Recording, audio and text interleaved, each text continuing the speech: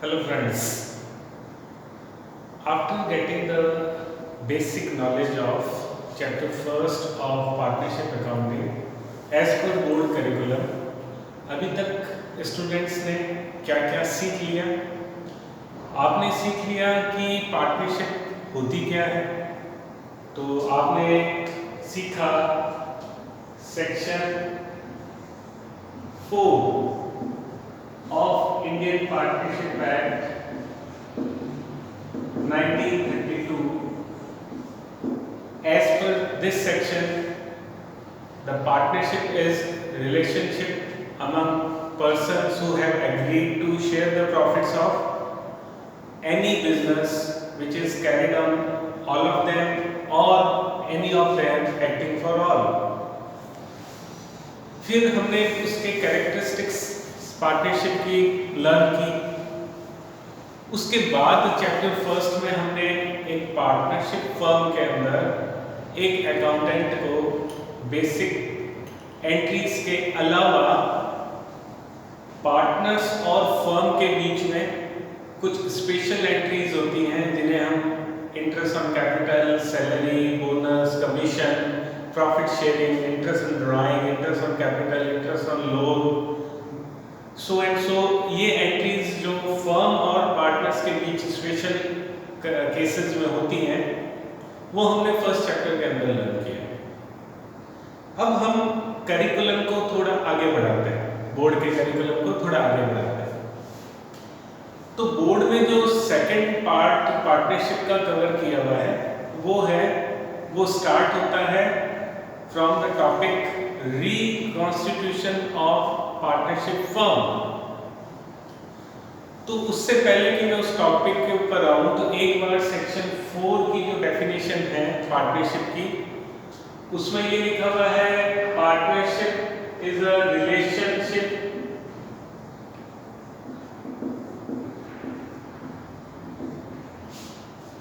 among persons who have agreed to share the profits। ये ऐसा करके डेफिनेशन चलती है। मैं इस डेफिनेशन को यहीं पर रोक रहा हूं क्योंकि जो मुझे चीज पिक करनी है और आपको जिस पे फोकस करना है वो ये टर्म है एग्रीड। इसका मतलब हुआ कि पार्टनरशिप बनाने के लिए दो या दो से ज्यादा लोगों के बीच में एक एग्रीमेंट का होना जरूरी है। ये एग्रीमेंट ऑरल और रिटन दोनों हो सकता है, वो बात अलग है, पर there must be an agreement in between the partners.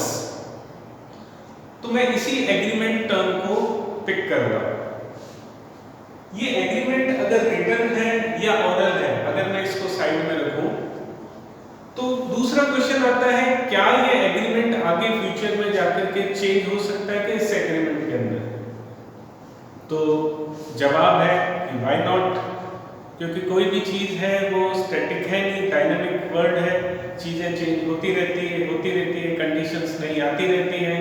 ऐसा ही पार्टनरशिप फर्म को भी ऐसी ही कई कंडीशंस, ऐसी ही सिचुएशंस फेस करनी पड़ती है, जिसकी वजह से पुराना एग्रीमेंट रेलेवेंट नहीं रहता।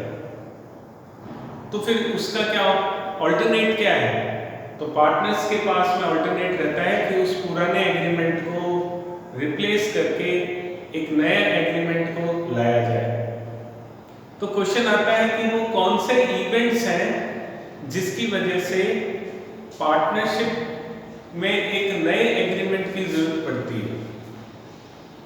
तो बात आती है कि जब मैं बात करता हूं कि एक एग्रीमेंट को किसी दूसरे एग्रीमेंट से रिप्लेस करना है, अब एग्रीमेंट को रिप्लेस करना है तो इसका मतलब है पार्टनर्स चाह रहे हैं कि वो पुरानी फर्म के बिजनेस को आगे कंटिन्यू करें, तभी नए एग्रीमेंट की बात सामने आ रही है। अगर कुछ इवेंट ऐसा होता कि आगे पार्टनरशिप को कैरी करने की, फर्म के बिजनेस को कैरी करने की गुंजाइश ही नहीं है, तो फिर फर्म को आगे कैरी करने का कोई मतलब नहीं है, फर्म डिसॉल्व हो। लेकिन हमारा जो टॉपिक ये है कि पार्टनरशिप फर्म के पुराने एग्रीमेंट को रिप्लेस करेगा एक नया एग्रीमेंट। तो आखिर वो कौन सी सिचुएशंस हैं जो इस चीज को इंसिस्ट कर रही है कि एक नया एग्रीमेंट बनाया जाए। तो यही से हमारी स्टोरी कहानी इस टॉपिक की सब्जेक्ट की स्टार्ट होती है। तो अब मैं आपसे उन केसेस के बारे में बात करूंगा जिन केसेस के अंदर हम ये चीज समझेंगे कि आखिर नए एग्रीमेंट की जरूरत क्यों पड़ रही है। तो मैंने कहा कि कोई इवेंट ऐसा हुआ जिसकी वजह से पुराना एग्रीमेंट अब काम का नहीं है। अब ऐसा इवेंट जिसकी वजह से पुराना एग्रीमेंट काम का नहीं है, तो आखिर क्या हुआ? इस चीज को समझने के लिए मैं एक एग्जांपल साथ में कैरी करता हूं।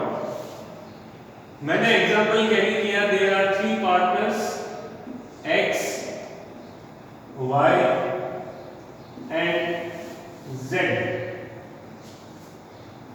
who were sharing profits in 3, 2 and 1। ये मेरा बेसिक एक फंडामेंटल आपको समझाने के लिए एक एग्जांपल के साथ साथ मैं थ्योरी कवर कर रहा हूं। मुझे स्टडी करनी है कुछ ऐसे इवेंट्स की जिन्होंने फोर्स किया पुराने एग्रीमेंट को चेंज करने के लिए। तो ऐसा इवेंट कौन कौन से इवेंट हैं जो फोर्स करते हैं पार्टनरशिप के एग्रीमेंट को चेंज करने को? अब मैं ऐसे इवेंट को एज पर बोर्ड सिलेबस कुछ कैटेगरी में अगर डिवाइड करूं तो मैंने इनको 5 पार्ट्स में डिवाइड किया।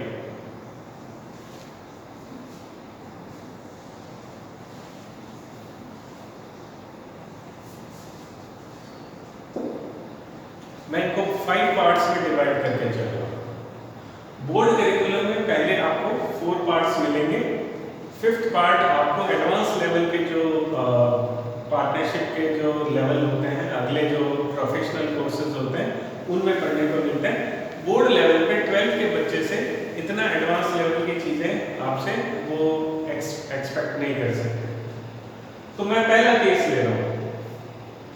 पहला केस क्या है? Case number 1। केस नंबर 1 है कि ये जो X, Y, Z तीनों पार्टनर्स थे, तीनों पार्टनर्स ने X पार्टनर एक प्रपोजल Y और Z के सामने रखता है कि भाई क्यों ना हम हमारे पार्टनरशिप के अंदर मिस्टर R को भी एज अ पार्टनर इंक्लूड कर लें।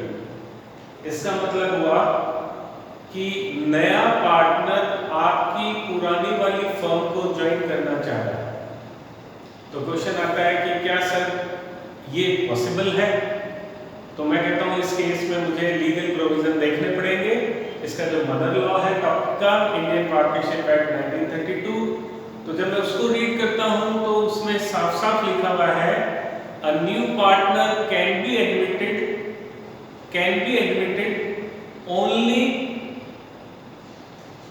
only with the consent of all existing partners।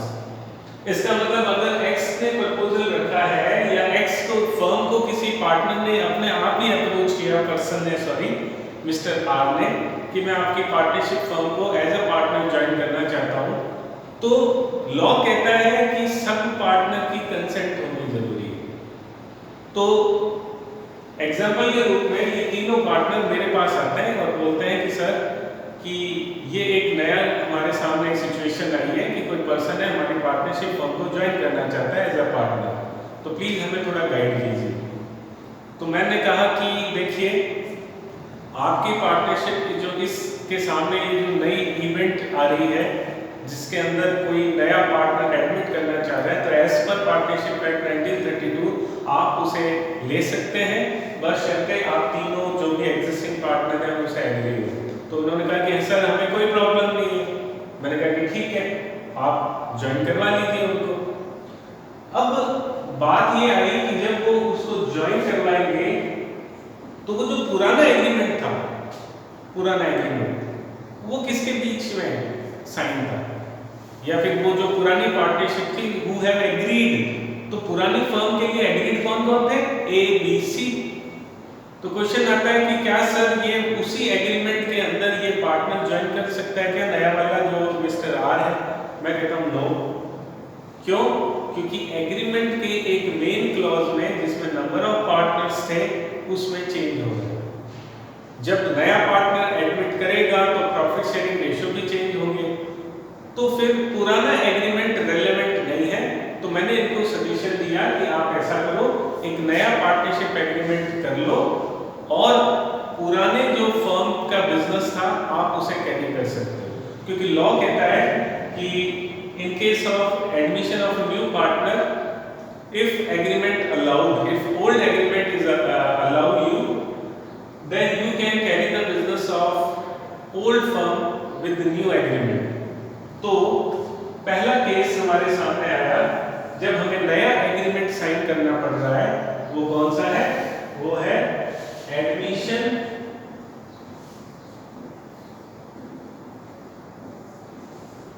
Of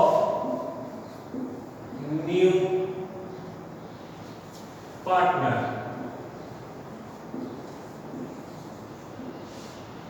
admission of new partner, ये पहला केस। मैंने कहा मैं कुछ इवेंट्स की तरफ आपको लेके जाऊंगा जिनकी वजह से हमें पुराना एग्रीमेंट जो है वो नए एग्रीमेंट से रिप्लेस करना पड़ेगा। अब क्वेश्चन है कि ये जो नया एग्रीमेंट है जो साइन हुआ और एक नई पार्टनरशिप सामने आएगी, फर्म सामने आएगी, तो उसका, इसे हम बोलते हैं reconstitution of partnership firm. Reconstitution का मतलब पुराने रूप को एक नया रूप देना। रिकॉन्स्टिट्यूट किया किसको? वजह क्या बनी कि पुराना पार्टनरशिप एग्रीमेंट नए पार्टनर के आने की वजह से नया पार्टनरशिप एग्रीमेंट साइन हो रहा है और पुरानी फर्म को ही आगे कैरी किया जाएगा। मोस्ट इंपॉर्टेंट थिंग, बिजनेस को जो था पुरानी फर्म का उसे ही आगे कैरी किया जा रहा है, इसलिए हम इसको रिकॉन्स्टिट्यूशन बोल रहे हैं। कोई नया बिजनेस स्टार्ट नहीं हो रहा है, पुराना ही बिजनेस आगे रिकॉन्स्टिट्यूटेड फर्म जो है। अब पार्टनर कितने रहेंगे इसमें पार्टनर रहेंगे 4, X, Y, Z और मिस्टर R आ गया। अब पार्टनर X, Y, Z और R। अब R को उन्होंने बुलाया अपने साथ, तो R प्रॉफिट शेयरिंग रेशियो लेगा। तो मैं मान के चल रहा हूं कि R के आने के बाद इनका जो प्रॉफिट शेयरिंग रेशियो था वो 2:1 और 1 हो गया। ये मैं एज्यूम कर रहा हूं, यानी कि जो नया पार्टनर आया उसे इन्होंने 1/6 शेयर दिया था। ठीक है, ये सारी चीजें आगे काम आएंगी, इसलिए आपके सामने ये वर्किंग है जो मैं लिख रहा हूं यहाँ पे। ये मैं अभी जस्ट केसेस के ऊपर फोकस कर रहा हूं। चलिए अब मैं आता हूं दूसरे केस के ऊपर। अब XYZ थे, किसी दिन मिस्टर Z मेरे पास आते हैं और मुझे कहते हैं, मैंने पूछा कि भाई मिस्टर Z आपका बिजनेस कैसे चल रहा है? तो बोले कि सर उसी सिलसिले में आपसे मिल रहे हैं। मैंने बोला क्या काम है? तो बोले कि सर कल ही हमारे पार्टनर में से जो मिस्टर Y पार्टनर थे वो किसी वजह से हमारी पार्टनरशिप फर्म को हमेशा के लिए छोड़ के जाना चाहता है। मैंने कहा क्या हो गया? बोले कि सर उन्हें, उनके फादर जो थे वो आउट ऑफ इंडिया शिफ्ट हो रहे हैं, तो बोले कि वो भी उन्हीं को ज्वाइन करेंगे वहाँ पे, और सारा का सारा जो फैमिली है उनकी वो हमेशा के लिए इंडिया छोड़ करके बाहर शिफ्ट हो रही है। तो मिस्टर जो वाई है वो अब इंटरेस्टेड नहीं है हमारी फर्म में बने रहने के। तो मैंने कहा कि अच्छा ये बात है, तो मैंने कहा उसमें फर्म का क्या होगा?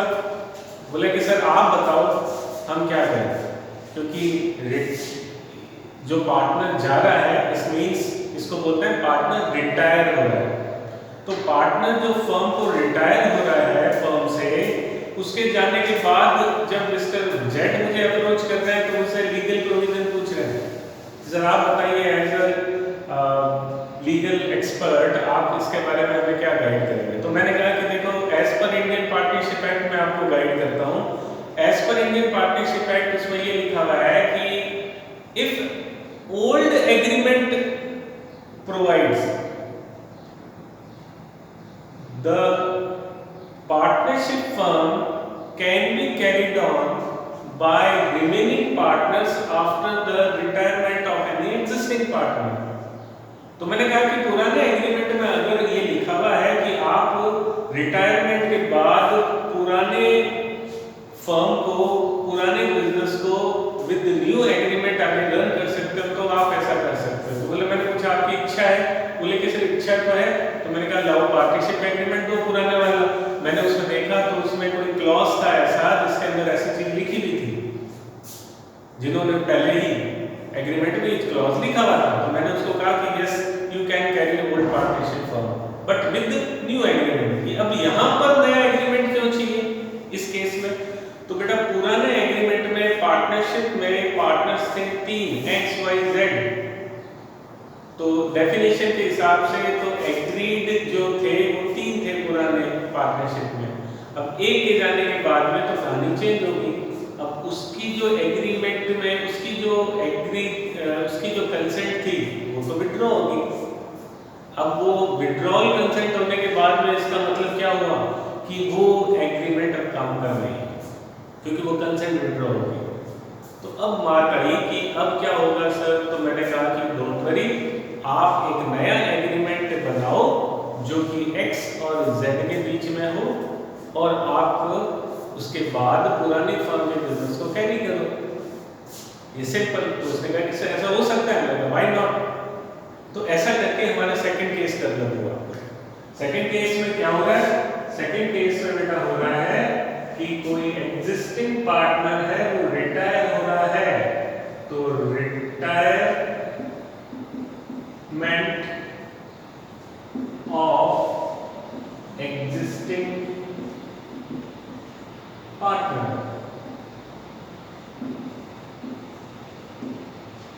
ये दूसरा केस नए एग्रीमेंट बनने का।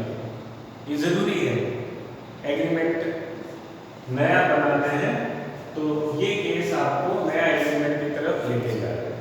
तो अब यहाँ पर मैं क्या एग्जांपल ले रहा हूँ कि रिकॉन्स्टिट्यूटेड फर्म जो बनेगी, जैसे पहले केस में रिकॉन्स्टिट्यूटेड फर्म का मतलब क्या मान के चलोगे आप लोग कि इवेंट के बाद जो नई पार्टनरशिप फर्म है उसे हम रिकॉन्स्टिट्यूटेड फर्म बोल रहे हैं, और इवेंट से पहले की जो फर्म है उसे हम ओल्ड फर्म बोलेंगे। तो रिकॉन्स्टिट्यूटेड फर्म पहले केस में पार्टनर कितने हो गए थे? 4, 3 के 4 हो गए थे। लेकिन सेकंड केस अगर फेस कर रहे हैं आपके पार्टनरशिप, तो यहाँ पर रिकॉन्स्टिट्यूटेड फर्म में कितने पार्टनर्स रहेंगे? 2। कौन कौन? एक X रहा और एक Z रहा।